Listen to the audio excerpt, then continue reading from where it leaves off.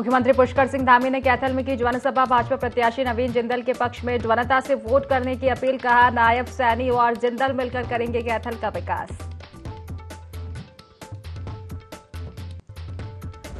वित्त मंत्री प्रेमचंद अग्रवाल ने विभागीय बैठक की समीक्षा। अधिकारियों से ली विभागों के बजट और राजस्व प्राप्ति की जानकारी। जीएसटी विभाग को प्रवर्तन की कार्रवाई बढ़ाने के दिए निर्देश।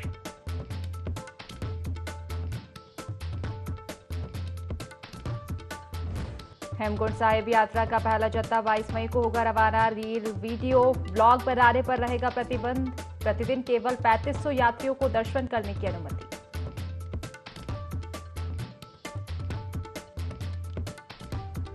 चारधाम आने वाले श्रद्धालुओं की होगी हेल्थ स्क्रीनिंग। ई स्वास्थ्य धाम ऐप पर अपलोड करनी होगी जानकारी। 50 साल से ज्यादा उम्र के यात्रियों की हेल्थ स्क्रीनिंग अनिवार्य।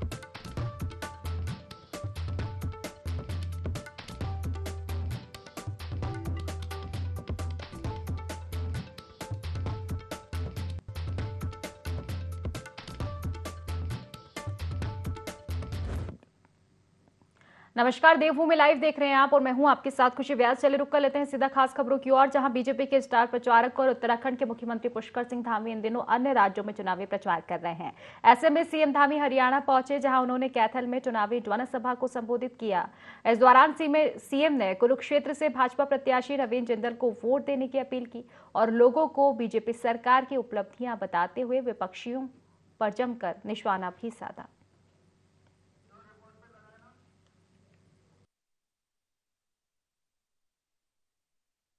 सहजता से, बहुत सरलता से वो प्रदेश को आगे बढ़ा रहे हैं और नायब सिंह सैनी जी ने यहाँ सांसद रहते हुए अनेक कामों को, आप सबके सुझावों को, आप सबकी बातों को वकालत के माध्यम से आगे बढ़ाया है। कई विकास के कार्य कराए हैं और अब जिंदल जी उन सभी कामों को आगे बढ़ाएंगे हमारे प्रधानमंत्री मोदी जी के मार्गदर्शन में। और जिंदल जी का परिवार भी काफ़ी लंबे समय से क्षेत्र में अपना योगदान देता है। अब ये यहाँ पर डबल इंजन काम करेगा। अभी डबल इंजन प्रदेश में काम कर रहा था, ये डबल इंजन अब कैथल और इस कुरुक्षेत्र लोकसभा क्षेत्र में तेजी से काम करेगा। एक तरफ सैनी जी और दूसरी तरफ जिंदल जी मिलकर इस पूरे क्षेत्र को आगे बढ़ाने का काम करेंगे। वित्त मंत्री प्रेमचंद अग्रवाल ने वित्त विभाग के अधिकारियों के साथ विधानसभा में विभागीय समीक्षा बैठक की। इस दौरान आवश्यक दिशा निर्देश भी दिए। समीक्षा बैठक में अधिकारियों द्वारा बताया गया कि वर्ष 2022-23 में कुल व्यय 56,000 करोड़ रुपए रहा, जबकि वर्ष 23-24 में यह व्यय बढ़कर 60,000 करोड़ रुपए हो गया। इस प्रकार वर्ष 22-23 की तुलना में लगभग 4,000 करोड़ का अधिक व्यय हुआ है।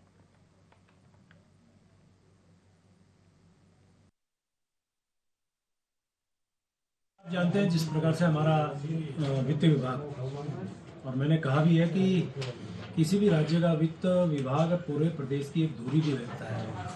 तो आज उनके सबके साथ मेरा बैठना हुआ और मुझे लगता है ये शायद पहली इस प्रकार की बैठक थी जिसमें हम लोगों ने उनके साथ बैठ के बातचीत की है कि हमारे यहाँ कोई भी वित्त विभाग में किसी भी विषय को पेंडिंग बहुत ज़्यादा नहीं किया जाना चाहिए, यानी कि पेंडेंसी नहीं होनी चाहिए।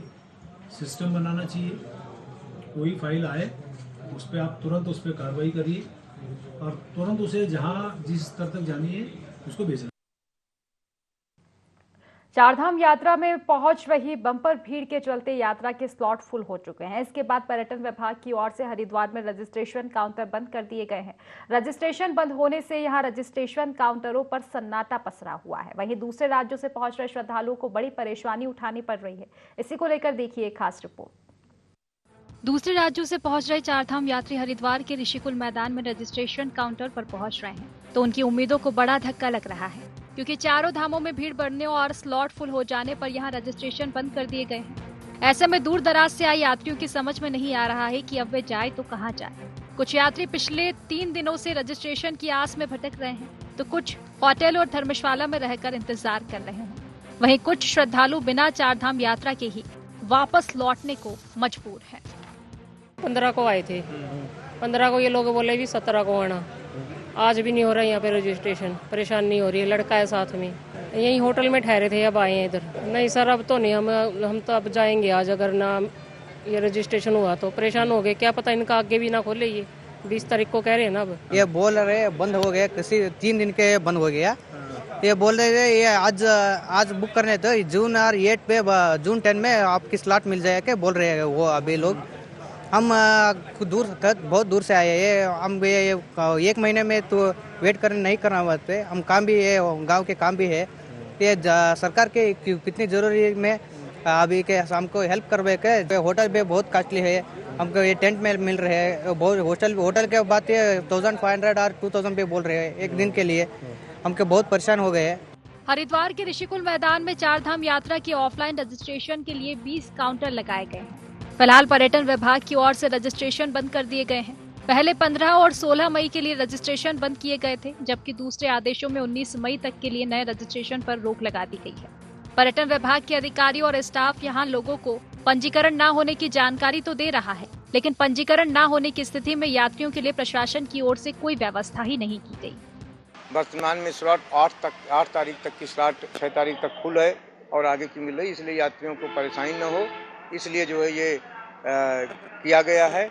और सभी से अनुरोध किया जा रहा है कि आप अगर स्लॉट जिस तारीख को अगर आपको मिलता है उसी में जाएं। निर्देश हैं ये हम लोगों को भी लगता है, लेकिन अब क्या किया जाए, इस तरह की स्थिति बनी हुई है। ऊपर ओवर क्राउड होने की वजह से वहाँ व्यवस्थाएं जो भी यहाँ से जाएगा वहाँ दिक्कत होगी। सुरक्षित और व्यवस्थित चारधाम यात्रा के लिए सरकार की ओर से रजिस्ट्रेशन व्यवस्था शुरू की गई है। हालांकि यात्रा सीजन से पहले ही अधिकारियों की तैयारी की कमी के चलते रजिस्ट्रेशन के साथ चारधाम यात्रा करा पाना सरकार के लिए बड़ी चुनौती बनाई हुई है। ऐसे में खुद ऑनलाइन रजिस्ट्रेशन न कर पाने वाले श्रद्धालुओं को इसका खामियाजा भी भुगतना पड़ रहा है। हरिद्वार से IND24 के लिए शहजाद अली की रिपोर्ट। श्री हेमकुंड साहिब के कपाट भी 25 मई को खुलने जा रहे हैं, जिसको लेकर गुरुद्वारा श्री हेमकुंड साहिब मैनेजमेंट कमेटी की तैयारी अंतिम चरण में है। कपाट खुलने से पहले जोशीमठ सहित अन्य सभी जगहों को सजाया जा रहा है। 22 मई को ऋषिकेश गुरुद्वारे से सिख संगतों का पहला जत्था पंच प्यारा की अगुवाई में श्री हेमकुंड साहिब जी के लिए रवाना होगा।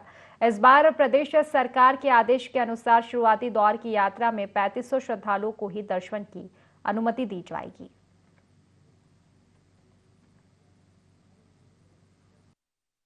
साहब जी की यात्रा का शुभ आरंभ हो रहा है। मानयोग गवर्नर साहब retired lieutenant general Gurmeet Singh ji Rishikesh तो पंज प्यारों की अगवाई में संगतां नूं हरी झंडी दिखा के रवाना करनगे।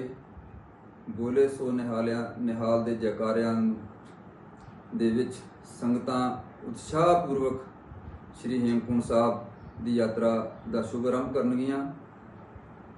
कल जत्था ऋषिकेश से रवाना होगा और रात्रि विश्राम श्रीनगर गुरुद्वारे में करेगा। 23 तारीख को सभी यात्री पांच प्यारों की अगुवाई में गोविंदघाट पहुंच जाएंगे और 24 तारीख को सुबह 8:30-9 बजे के करीब साहिब श्री गुरु ग्रंथ साहब जी के अखंड पाठ के भोग पाए जाएंगे। उपरांत पांच प्यारों की अगुवाई में जत्था फिर घाघरिया के लिए गोविंद धाम के लिए रवाना हो जाएगा और 25 तारीख सुबह 6:30 बजे सभी यात्री फिर पांच प्यारों की अगुवाई में साहिब श्री गुरु गोविंद सिंह जी के पूर्वले जन्म के तप स्थान श्री हेमकुंड साहब जी के लिए रवाना होंगे। राज्यपाल लेफ्टिनेंट जनरल गुरमीत सिंह ने कालसी स्थित अशोक शिलालेख और डेयरी फार्म का निरीक्षण किया। भारत सरकार द्वारा संचालित डेयरी फार्म और उसकी विशेषता सुनकर राज्यपाल ने डेयरी फार्म की भूरी भूरी प्रशंसा की। उन्होंने कहा कि मैं बहुत भाग्यशाली हूं कि मुझे पशुओं से संबंधित इस डेयरी फार्म का निरीक्षण करने का मौका मिला। राज्यपाल ने कहा कि टेक्नोलॉजी के मामले में यह फार्म बहुत ऊंचे दर्जे का है। उन्होंने कहा कि जब मैं निरीक्षण कर रहा था तो फार्म में जितनी भी गाय हैं वह सभी बहुत स्वस्थ हैं, जिससे साबित होता है कि IVF टेक्नोलॉजी का इस संस्थान के कर्मचारियों ने कितना सही इस्तेमाल किया है। उन्होंने कहा कि बैल के लिए पूरे भारत में जो सीमेन भेजा जाता है वह इसी सेंटर से तैयार होकर भेजा जाता है। यह बात मुझे भी पहली बार पता चली।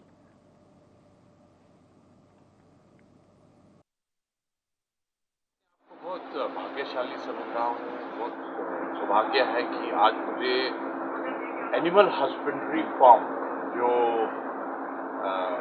एनिमल डेवलपमेंट बोर्ड उत्तराखंड का जो लाइफ स्टॉक डेवलपमेंट बोर्ड है, यहाँ आने का एक अवसर मिला है। आज मुझे एक रियलाइजेशन हुआ कि टेक्नोलॉजी के मामले में ये जो एनिमल ब्रीडिंग फॉर्म है, ये बहुत ही ऊंचे दर्जे का।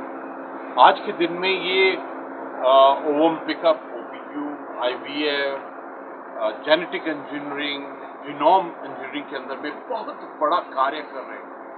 आज मैंने जब पूरे इस फॉर्म का इंस्पेक्शन की, पूरा निरीक्षण किया, जाकर देखा, तो सबसे प्यारी बात लगी कि यहाँ पर जितने भी एनिमल है उनकी जो हेल्थ है वो बहुत ही सुंदर है। इसका मतलब जो हमारा ब्रीडिंग प्रोसेस है वो एकदम सक्सेसफुल है। देवाल विकास खंड के सरकोट गांव में तेज आंधी और तूफान के कारण एक आवासीय परिसर को क्षति पहुंची है। मकान को आंशिक क्षति पहुंची है। वहीं इस मकान के पास में बना दूसरा मकान भी इस पेड़ की जद में आ गया। इस घटना में परिवार के कुछ सदस्यों को चोटें भी आई और एक मासूम को गंभीर चोट आई है, जिसका प्राथमिक इलाज ग्वालदम स्वास्थ्य केंद्र में कराया गया, जहां से उसे बागेश्वर जिला चिकित्सालय में भर्ती कराया गया है।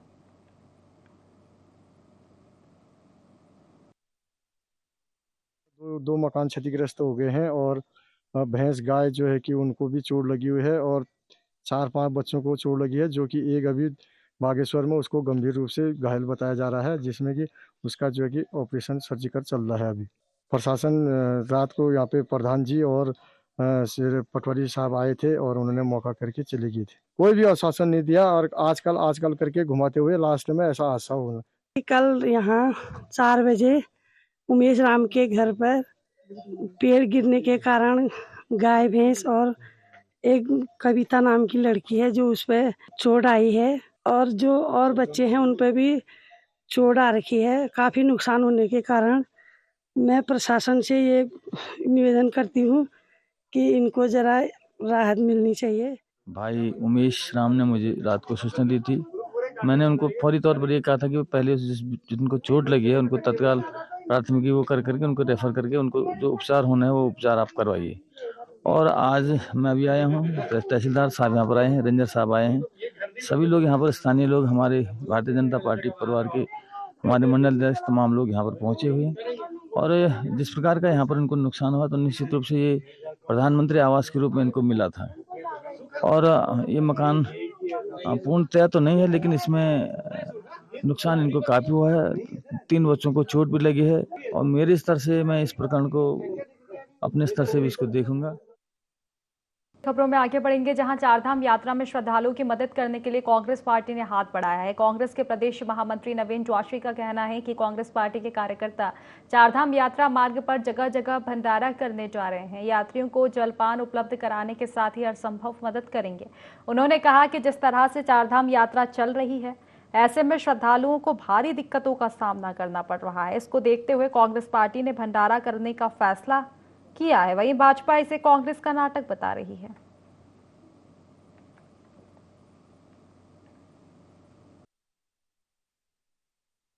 जो हमारी संस्कृति है, जो हमारी परंपरा है और उत्तराखंड देवभूमि के अतिथि देवो भव, उसके तहत हम हमेशा से ही, शुरू से ही सनातन संस्कृति के तहत भंडारे का आयोजन, पूजन पाठ हम सब वो करते आए हैं।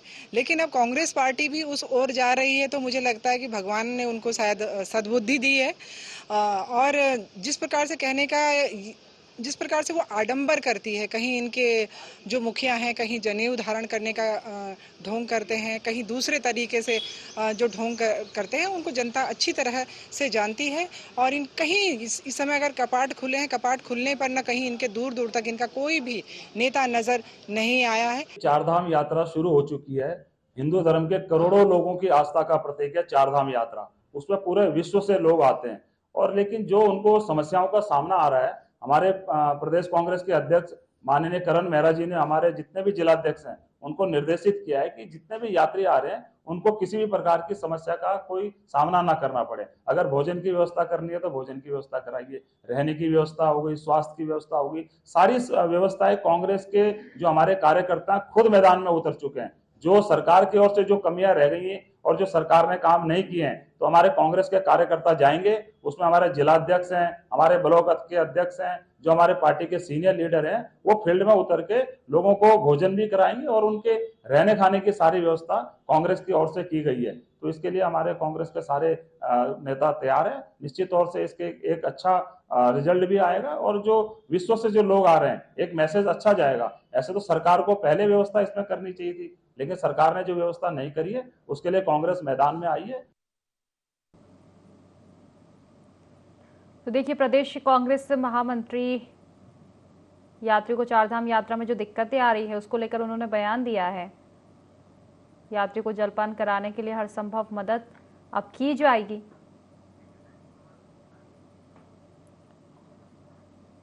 भारत रत्न स्वर्गीय राजीव गांधी की पुण्यतिथि के अवसर पर कांग्रेस भवन में कांग्रेसी कार्यकर्ताओं ने उनकी मूर्ति पर माल्यार्पण करते हुए श्रद्धांजलि अर्पित की। इस अवसर पर कांग्रेस पार्टी के प्रदेश उपाध्यक्ष सूर्यकांत धस्माना ने कहा कि राजीव गांधी एक महान नेता थे। प्रधानमंत्री रहते हुए उन्होंने सूचना प्रौद्योगिकी क्रांति लाई, इसका लाभ पूरा देश उठा रहा है। साथ ही कहा कि राजीव गांधी ने 73वां और 74वां संशोधन संविधान में किया। उन्होंने निकायों और पंचायत में महिलाओं को अधिकार देने का क्रांतिकारी कदम उठाया था। उनकी पुण्यतिथि पर समूचा देश विशेषकर नौजवान उन्हें याद कर रहे हैं। उन्होंने कहा कि पूरी दुनिया के 60% सॉफ्टवेयर बाजार में हिंदुस्तान का अगर कब्जा है तो यह सिर्फ राजीव गांधी की बदौलत है।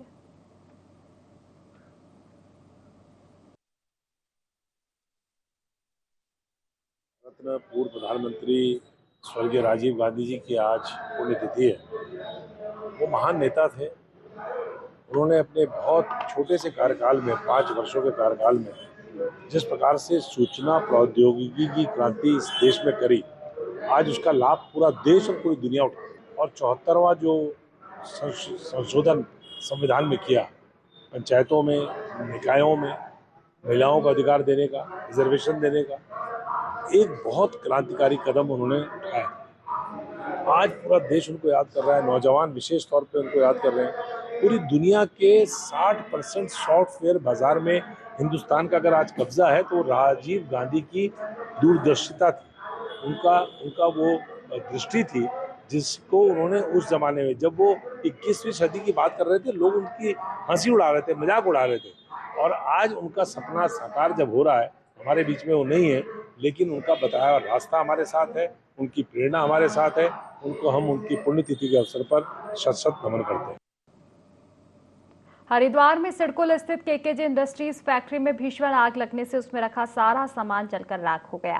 फैक्ट्री में थर्माकोल की प्लेट्स और अन्य आइटम बनाए जाते थे। फिलहाल फायर ब्रिगेड की 8 गाड़ियां आग बुझाने की कोशिश कर रही है, लेकिन अब तक आग पर काबू नहीं पाया गया। वहीं मौके पर पहुंचे एसपी सिटी स्वतंत्र कुमार ने बताया कि फैक्ट्री में पैकेजिंग का काम होता है और कंपनी में रखे थर्माकोल ने जल्दी से आग पकड़ ली। इसकी वजह से आग बहुत तेजी से फैल गई।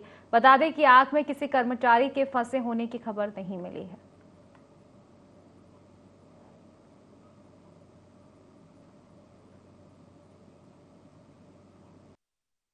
जिसमें पैकिंग का काम होता है, यहाँ पे थर्माकोल वगैरह है, तो यहाँ पे आग लग गई थी। इस समय हमारी 8 फायर ब्रिगेड की गाड़ियां लगी हुई हैं। एक और गाड़ी मंगा ली गई रुड़की, ऋषिकेश और अन्य क्षेत्र से गाड़ियां मंगा ली गई हैं और बाकी जो फैक्ट्रीज हैं उनसे भी सहयोग लिया जा रहा है। आग पे काबू पाने की कोशिश की जा रही है और पहली प्रायोरिटी है कि इसके आसपास और भी इंडस्ट्रीज हैं, वहाँ पे आग न फैले, इसलिए चारों तरफ से हमारी फायर ब्रिगेड की गाड़ियां आग बुझाने की कोशिश कर रही हैं। हमारे जो फायर ब्रिगेड के कर्मचारी हैं और हमारी लोकल पुलिस है, तो ये सभी लोग एक साथ लग के इसमें कार्य कर रहे हैं। जल्दी हम लोग इसमें काबू पाएंगे। चारधाम यात्रा रजिस्ट्रेशन करने को लेकर रजिस्ट्रेशन काउंटर पर यात्रियों का जन सैलाब देखने को मिल रहा है। इसको देखते हुए हरिद्वार में रजिस्ट्रेशन काउंटर बंद कर दिए गए थे। यात्रियों को रजिस्ट्रेशन पर रोक का जैसे ही पता चला तो ऋषिकुल मैदान में यात्रियों का हुजूम उमड़ पड़ा। इस दौरान रजिस्ट्रेशन न होने की वजह से यात्रियों ने जिला प्रशासन के खिलाफ नारेबाजी कर अपना विरोध व्यक्त किया। इस दौरान जिला प्रशासन और पुलिस प्रशासन के द्वारा यात्रियों को समझाने का काम भी किया गया, लेकिन यात्रियों में रजिस्ट्रेशन न होने की वजह से खासा विरोध दिखाई दिया।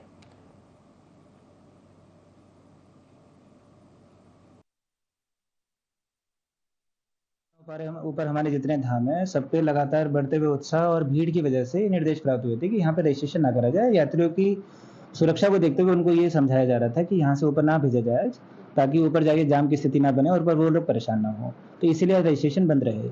हमारी तरफ से कोशिश ये करी जा रही है, जो भी लोग यहाँ काफ़ी दिनों से फंसे हुए हैं उनको चिन्हित करा जाए और उनकी हेल्प करी जाए। अगर उनका रजिस्ट्रेशन ऑफलाइन करना हो तो उनको ऑफलाइन करा जाए। तो कार्यकर्ताओं ने डीएवी पीजी कॉलेज के छात्र संघ अध्यक्ष सिद्धार्थ अग्रवाल के नेतृत्व में जिलाधिकारी सोनिका को एक ज्ञापन सौंपा है। छात्रों ने जिलाधिकारी से शहर में चल रहे शराब के ठेके, स्पा सेंटरों और देर रात तक चलने वाले क्लबों पर लगाम लगाने की मांग की। सिद्धार्थ अग्रवाल ने कहा कि जिस तरह से शादी समारोह और पार्टियों में डीजे बजाने का समय निर्धारित किया गया है, उसी प्रकार राजधानी देहरादून में चल रहे क्लबों और शराब के ठेकों पर सख्ती बरतते हुए इनका भी समय निर्धारित किया जाए। साथ ही जल्द ही कार्रवाई नहीं होने पर आंदोलन की चेतावनी भी दी गई है।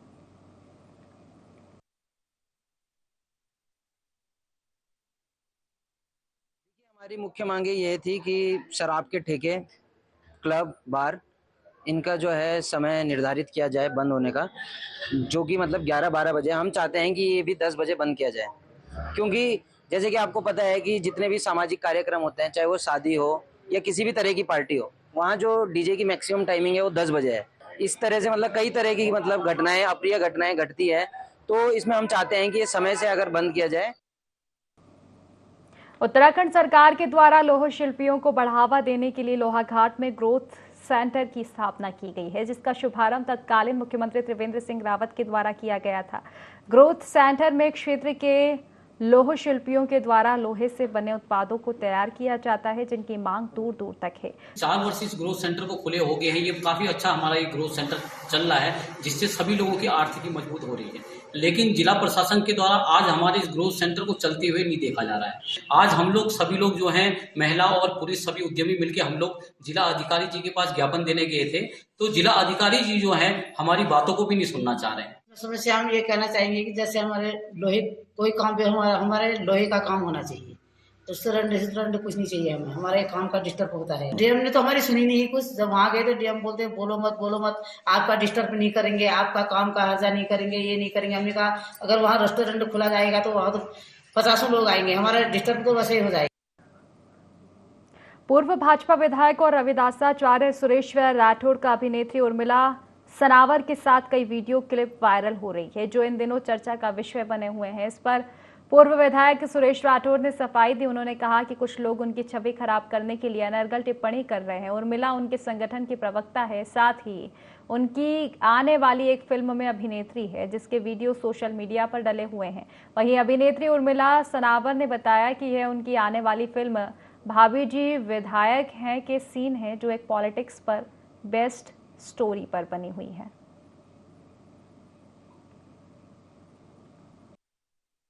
विभिन्न प्रकार के जो इस तरह के लोग अनर्गल प्रचार करके उर्मिला जी को बदनाम करने का काम, या मेरे को बदनाम करने का काम, या संगठन को बदनाम करने का काम, हमारी छवि को धूमिल करने का काम कर रहे हैं, वो उनके हमारे खिलाफ जो षड्यंत्र करते हैं उसका सीधा सा जवाब है। मैं कुछ नहीं कहना चाहता, लेकिन ऐसे लोग समाज में हमेशा रहते हैं। जब कोई विशाल संगठन बढ़ता है, इनकी बड़ी भूमिका रही है। राष्ट्रीय प्रवक्ता के रूप में समाज में काम करती हैं, जाती हैं, अच्छी ओजस्वी वक्ता भी हैं, तो लोग जलेसी भी रखते होंगे, इनके बढ़ते हुए कद को रोकने का प्रयास करते होंगे। ये दिवाली तक ये रिलीज होगी ये फिल्म हमारी, और मेरे ख्याल से जब मैं तो ये कह रही हूँ कि वो सीन जब एक इतना वायरल होगा, ऑल ओवर इंडिया वायरल हो गया, क्योंकि मैं सर्वप्रथम एक अभिनेत्री हूँ। मुझे कोई जम्मू से भेज रहा है, कोई कहीं से भेज रहा है, बैंगलोर से, कलकत्ता से, कि ये तो हमने आपका वाला सीरियल देखा था मैडम, ये तो वो है, ये तो वो है, आपका क्या। तो तरह तरह के मैं ये कहती हूँ, अगर एज ए मतलब मैं लोकप्रियता देखूं कि जब एक हमारी जोड़ी को इतनी लोकप्रियता मिल रही है, तो आने वाली फिल्म को हमारी कितनी लोकप्रियता मिलेगी।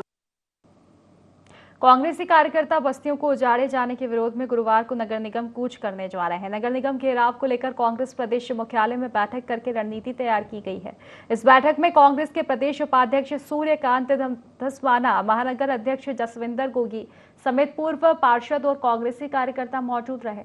इस मौके पर सूर्यकांत धस्माना का कहना है कि भाजपा की सरकार जब भी सत्ता में आती है तो भाजपा सरकार की निगाह मलिन बस्तियों की तरफ पड़ जाती है और मलिन बस्तियों को उजाड़ने की फिराक में भाजपा कुछ न कुछ करती रहती है।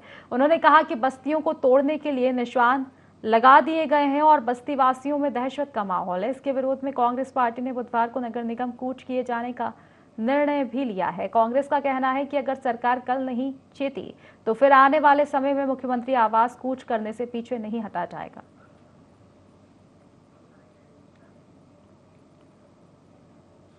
तो फिलहाल इस बुलेटिन में बस इतना ही। आप बने रहिए IND 24 के साथ। नमस्कार।